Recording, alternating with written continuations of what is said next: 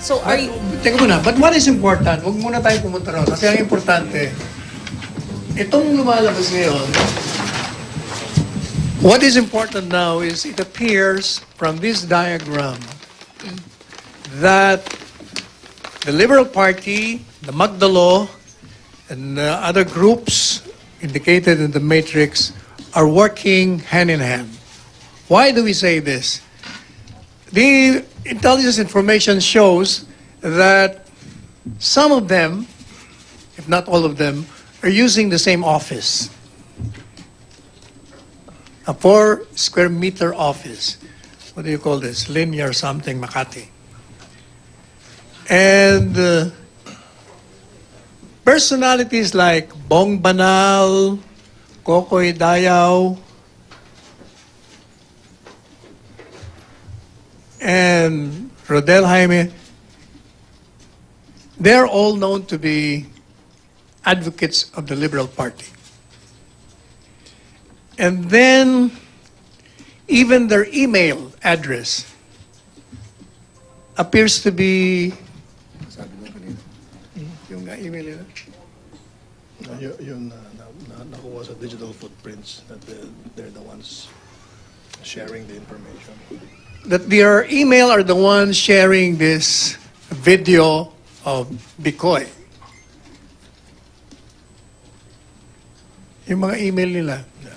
Ibig sabihin, the same people are sharing the same video of Bikoy. All right. Can we? All right. If you will look at this, this is the development. It's all here. Is that the start? Yeah. On April 2nd, man. 2, yeah. On April 2nd, you recall that ang Totoong Narcolist episode first surfaced online on Metro Balita. And it pointed to Paulo Duterte being the first major principal of the drug syndicate. And then 3 days later, on April 5, Senator Antonio Trillanes released a statement on his official Facebook page commending the creator of the Ang Totoong Narcolist video and commented that he's looking forward to the next episode. And then, on the same date, a column by Ellen Tordesillas titled Opinion, Battle of Narcolist was published on ABS-CBN website. And accordingly to, Tordesillas commented that the videos looked professionally done. Now, on April 7, 2 days after, ang Totoong Narcolist episode number 2 surfaced and identified this time the daughter of the president to be the second major principal. And then the day after, April 8, 2019, the video of ang Totoong Narcolist episode identified former SOP Christopher Lawrence Bongo, is now a candidate for the Senate, to be the major principal. And then 4 days after, April 12, 2019, the same video on Totoong Narcolist episode identified the son-in-law of the president, Manis Escarpio, the spouse of the present Davao City Mayor Sara Duterte, as the last major principal of the drug syndicate. Then, on April 22nd, ang Totoong Narcolist number 5 episode was released. And Bikoy revealed the task organization of the drug syndicate and identified personalities comprising the Bicol Quadrangle Group to include the location of its base operation identified as Miss Bis Barangay Resort located in Caragay Island, Albay. Sibis Bay. Sibis Bay Resort. Miss Sibis. Sibis Bay Resort. Next slide. That one. The logo of Rural Bank of. Now, you will notice the one encircled with the red ink is the logo of the Rural Bank. In other words, the video presented the logo of the Rural Bank and presented some accounts, bank accounts. The purpose, of course, is to make it appear that it's an authentic document. But it appears now that the logo was just placed there. Copy-paste, kumbaga. And the Rural Bank has already issued a statement disclaiming, and it has made a statement that no such account appears in the record. That was made on April, what's that? 23. The Rural Bank of Guinea Albay released its official statement denying the company's involvement in the fund transactions of personalities identified in the video. Next slide, please.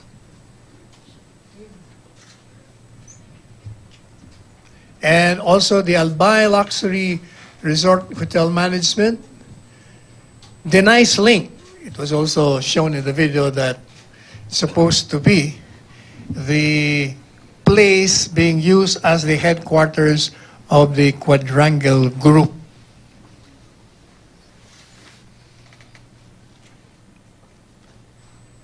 And before that, you remember that Bongo showed his back to dispute the allegation in the video that he has a tattoo in his back, the dragon sign.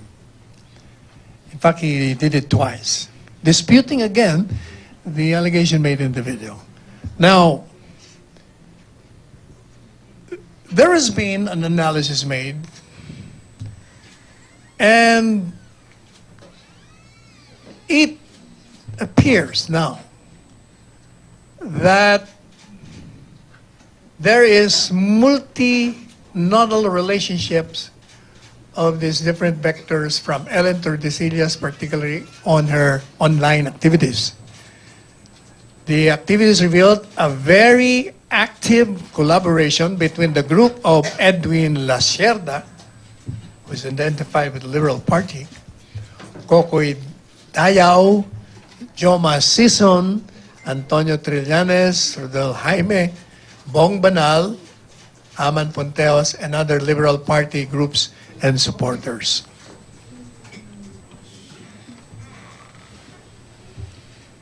Now, there has been analysis on The Voice.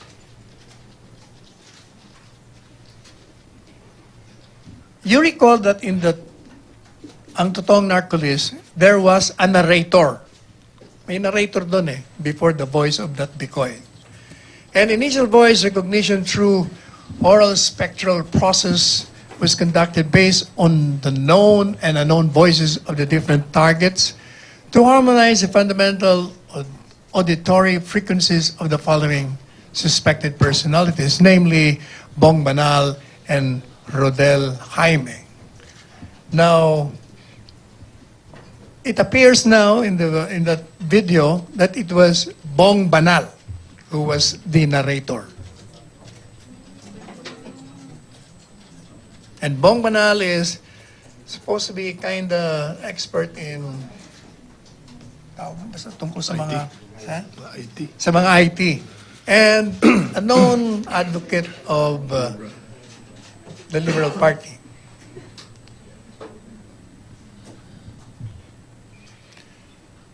Domain registrant. Now, the domain registrant of www.metrobalita.net identified as the first website to initially circulate the YouTube video entitled Ang Totoong Narcolis on two separate articles dated April 2nd, 2009. directly affiliated with the Liberal Party, as he was identified as the administrator of significant LP-leaning Facebook pages, significantly the Aquino legacy. Also, he administered the outline propaganda meetings of the LP during the 2016 presidential elections. You will see in that video that Si Banal yan, yung kanina no, si the other one. Can you put back the other? Balik mo nga dun sa ano? Balik mo nga dun sa... You will notice that this person who's facing charges now, what's his name na nga? Jaime. Rodel Jaime is seen with a photograph with the VP Lenny together with their standard shirts. And then next slide shows the face of Bong Banal, the narrator of the video. He is an administrator, member of significant anti-Duterte and LP-leaning Facebook groups, pages, actively circulating propaganda within different social media platforms alongside this Jaime Rodel. Artist, and also is a photojournalist identified providing visual representations and images for different black propagandas used by Rappler. He actively initiated protests regarding the ousting of former Chief Justice Maria Lourdes Sereno. Next slide, please. Now, there was an analysis of the voices. And as I said earlier, it appears that the narrator in the Bikoy video is Bong Banal. Their voices are the same.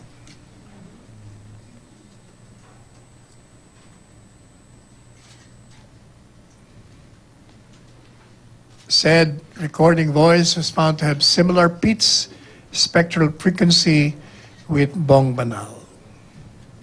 Next slide, please.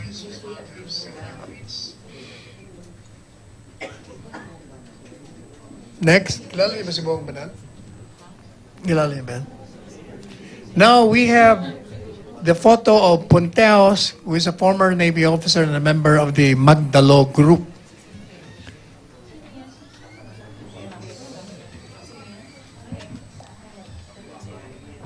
Rodel Jaime, shown in the photo, is connected with Toolkit Incorporated as a freelance programmer, and he is a well-known supporter of the Liberal Party and was found to be the web administrator of Metro Balita, wherein ang totoong narco-list first surfaced. Metro Balita is known to be promoting Ocho Derecho candidates on its Facebook page. That is the diagram which we have also here.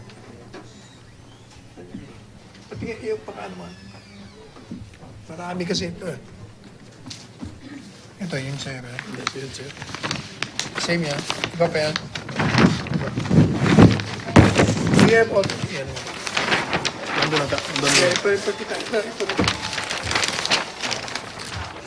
This is another diagram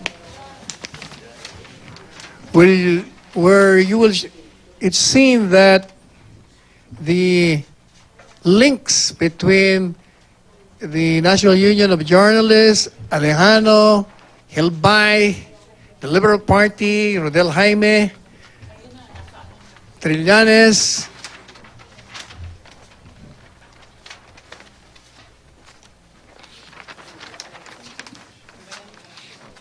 the Rappler, the Vera Files, Ellen Tortillas.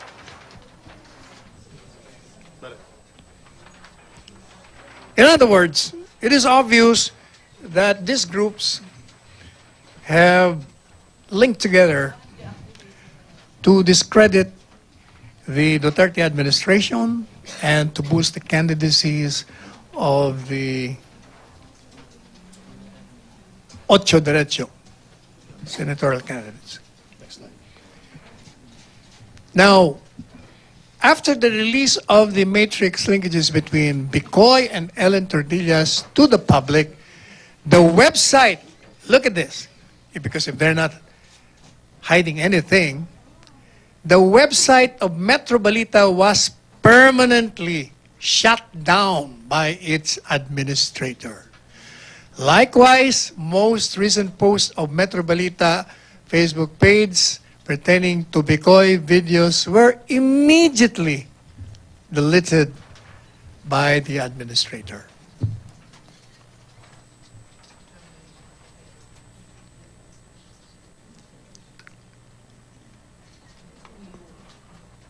That's another personality shown by the diagram, identified by Rodel Jaime as the client who requested him to create the Metro Balita website. And who is this woman? Identified as Marung Nguyen or Marusi and Maria Cristina Elvira. In other words, aliases. An ardent supporter of the Liberal Party and also candidates. And administrator of Freedom Wall PH or Philippines Facebook page. And then we have a photograph of Fillmore Roll, who is a member of the PMA class of 2001. He is member of the Samahang Magdalo and currently serves as security officer of Senator Antonio Trillanes, who is the alleged facilitator for Jaime's safety after the Ang Totoong Narcolist videos became controversial. And then here comes Peter Jumel Advincula, who identifies himself as Bikoy. He made a public appearance at the Integrated Bar of the Philippines the other day, May 6. He claims to be the Bikoy in the Totoong Narco list. He is formerly most wanted criminal in Naga City and convicted of various crimes such as estafa, illegal recruitment, and theft, resulting to his imprisonment of 6 years. Now it appears that the voice of Bikoy in the video is not the same as the voice of the one who presents himself as Bikoy or Advincula. Even the accent. In other words, if you listen, you will notice that the accent of the Bikoy in the video has an Ilocano accent, while Bikoy, who represents himself as Bikoy or Advincula, has a Bicolano accent because he's a Bicolano from Sorsogon. So it could be that Loyola, isang Chinese businesswoman at franchise owner ng isang multi-level marketing company. Next. Inilipat ako ng aking Yan ang- boss yan ang- na si Teresa mataas ang Loyola pitch. na tumatayong franchise owner ng First Vita Plus Marketing Corporation. ulitin natin yung voice ni nung isang Bikoy. Yung original Bikoy. Yung naka-hoodie. Yung naka-hood. Si Teresa Ranyola, isang Chinese businesswoman at franchise owner ng isang multi-level marketing company. Owner.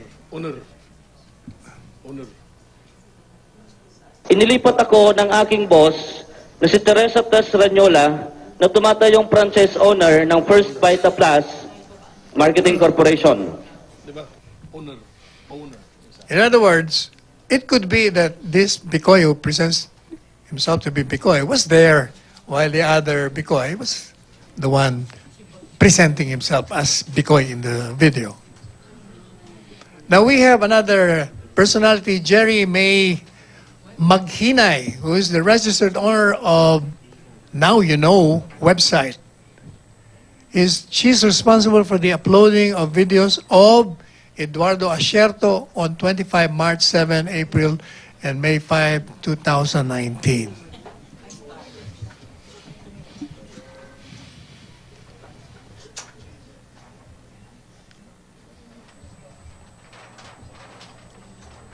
Yan.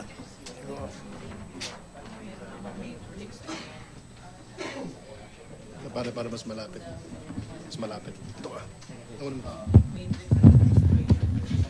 Ito.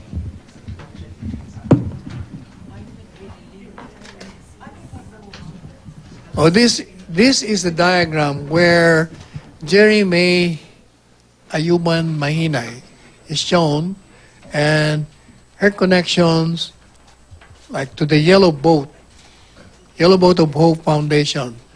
You will notice the address is the Linear Makati. That's what I was telling you about. Ganon din itong Splice Business Solutions. Linear Makati rin. Pareho ng Be a Giver. Linear Makati. The Yellow Ribbon Movement. Email address niya is ymphilippines@gmail.com. These are the personalities, no? Ba Makino, Margarita Wico, Antonio Trillanes, Mar Rojas, what's this? Asierto. In other words, bakit naman pareho opisina nila eh?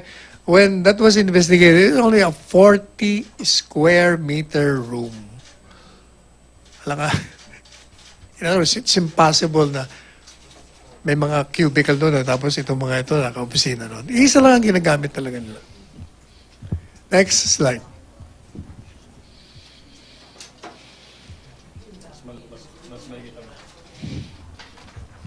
O, ito na yung mga connection nila. Dapat meron kayong picture nito. Subcopy. Yung Sige, bigyan na lang kayo mamaya. yung PowerPoint. So anyway, shortcut na natin. Yun ang pinaka-punto. So any question? Rose Dinario. Hi, sir. So, ang ibig nyo sabihin, si Advin Kula, posibleng pakawala para guluhin yung ginagawang investigasyon ng NBI at ng PNP na tumutumbok dun sa sinasabi nyo mga personalities. Parang panggulo siya. Sinadya siyang pakawalan para i-preempt yung investigation result para magulo. Sir, kasi Anong investigation ng ano? para guluhin yung investigation na ginagawa ng administration o ng gobyerno doon sa totoong Bikoy. Kasi, di ba? Hindi, pwede Wala pa namang Not necessarily. Bikoy. Parang lumalabas, kasama siya doon. Kasi yung lumalabas, yung boses niya iba, di ba? Pwede rin naman iba. Pwede pakawala rin siya para guluhin. Hindi pakawala, kundi kasama siya doon. It's part of the, Pero phone. sir, wala naman siyang direktang koneksyon dun sa mga taong sinabi nyo na konektado dun sa Auster Plot Matrix. Wala siyang connection dun eh. Di ba parang tumayo lang siyang solo? Pero nung lumabas yun napunta na, di ba, yung sa Yung Matrix. attention nga sir, parang na-divert. Oh. Parang panggulo. Hindi panggulo, kasi siya ang parang naging source. Di ba Kasi kung sabi nyo sir, fake eh. Hindi naman pala siya yung Bikoy eh. Hindi. Fake in the sense na yun ang pinipresent niya. But pwede rin naman na silang dalawa nandun habang binivideo yun. Ginamit. Pero kasi sir, sa Matrix, nyo, wala siyang connection eh.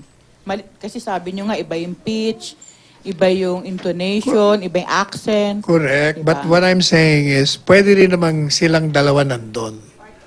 Kung baga kami dalawa, siya si nagpapanggap na Bikoy, ako yung tunay na Bikoy. Tapos, sir, Nandun kami sabi- pareho. Tsaka sa matrix nyo, wala naman Para- lumalabas na may handler yung admin ko eh. Siguro kasama yun sa kanilang setup para, yun nga, tama Gulo ka eh. doon. Magulo. O, hindi naman pala si Bikoy yan eh. Iba Oh, naman yun pala. nga, yun yung ibig ko sabihin. Pero the fact is, talagang May ganun- all of them may are ganung part plano. of the conspiracy. Okay, thank you, Rose. Raymond, then Vic Sumintak, and Henry. Please limit your follow-up questions sa may flight si Secretary. Good afternoon, gentlemen. Just to establish facts. So, this conspiracy ultimately is to oust the president or just a mere black propaganda to discredit the Duterte That's one. administration? The other one is to boost the candidacy of the Ocho Derecho. And last point, sir. In your information or the information from the Office of the President, was there any established info of whether a military component or police component is already being active or associated to that conspiracy? Wala, walang binigay sa akin point na yan. But considering na merong Magdalo na involved, hindi katakataka kung may magkaroon sila. Okay, thank you, sir. Okay, Vic Sumintak. Sir, just a follow-up. Kasi ang sabi niyo magkaiba yung boses nung si Advin Kula at saka si Bong Banal.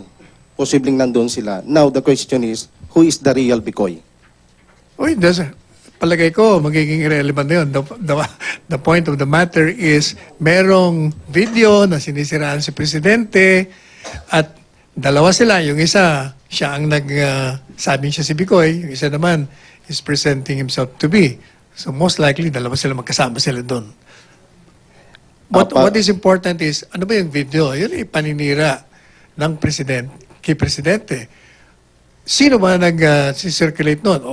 Makikita natin sa diagram, mukhang sila lahat na nangalanan sa Matrix ang kasama. Kasama na yung mga Partido Liberal at mga Dilaw at yung mga advocates nila. Sir, follow-up. Sabi niyo, a grand conspiracy to discredit. Sinusubukan pa po namin kunin ang panig ng Liberal Party at iba pang nabanggit sa press conference ni Secretary Panelo. Pero dati na itinanggi ng Liberal Party na sangkot sila sa anumang bagay tungkol sa Bikoy video.